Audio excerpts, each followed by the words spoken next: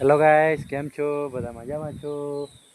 અને આજનો બ્લોગ તમારા માટે સરસ મજાનો લઈને આવી ગયો છું. આજે મોસમ પણ મસ્ત મજાનું છે, તમે જોઈ શકો છો આ બધો પાછળનો નજારો. અને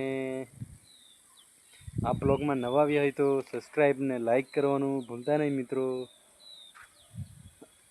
આજે તમને જણાવતા આનંદ થાય કે ગાઈસ, ભેંસો ચારવાનો મોકો મને આજે મળી ગયો.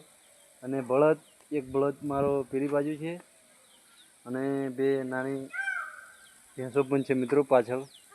જોઈ શકો તમે, બતાવી દઉં તમને પાછળનો કેમેરો કરીને. આ બે નાની ભેંસો છે મારીઓ મિત્રો, અને આ બળદ છે, જોઈ શકો છો તમે. અને મારો બળદ એક છે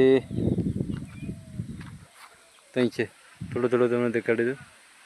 બે બળદ ને એક ગાય ત્યાં બાંધી છે મિત્રો, અને પેલું મારું છે ઘર. ઠીક છે ગાઈસ, અને આવું બધું ઘરે રહીને કામ કરવા પડે મિત્રો. ઘરે કોઈ આજે હતા નહીં એટલા માટે મારે ચારવા પડે છે. જોઈ શકો છો. તમારે પણ આવું બધું કામ કરવાનું ગાઈસ, કે આપણે આવું કામ કરવાથી નાના નથી થઈ જવાના. આપણે ખાવા જોઈએ તો બળદને નાની ભેંસોને પણ ખાવા ના જોઈએ. એટલે આવું બધું કામ કરવાનું. અને આ અમારો વિસ્તાર છે, કેવો લાગે તમને? આ પાણાની ટાંકી છે, અને સામે લાઈનનો થાંભલો પણ તમને દેખાય છે ગાઈસ. અને થોડો વરસાદ આવે એવું લાગે છે. અને રસ્તો છે, રસ્તો બતાવી દીધો મને.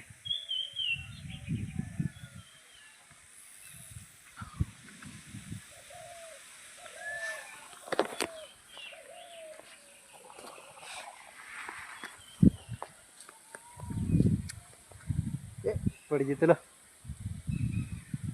પડી જાય ગાઈસ. હું ત્યારે પતરા પર ચડીને ઊભો રહ્યો છું વિડીયો શૂટ કરવા માટે, મસ્ત મજાનો. અને પેલું કોક આવે છે, તમને બતાવી દઉં મસ્ત મજાનું.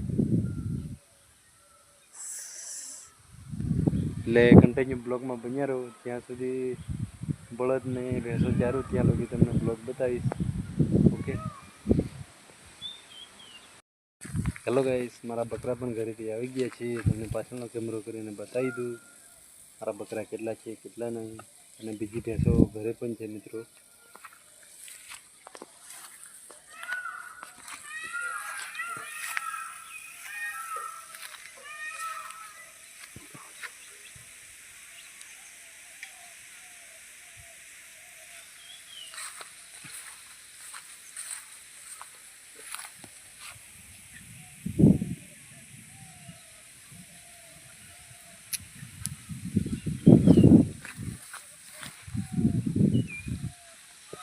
ઠીક છે ગાઈસ, અને બીજી ભેંસો હું તમને બતાવીશ ઘરે જઈને.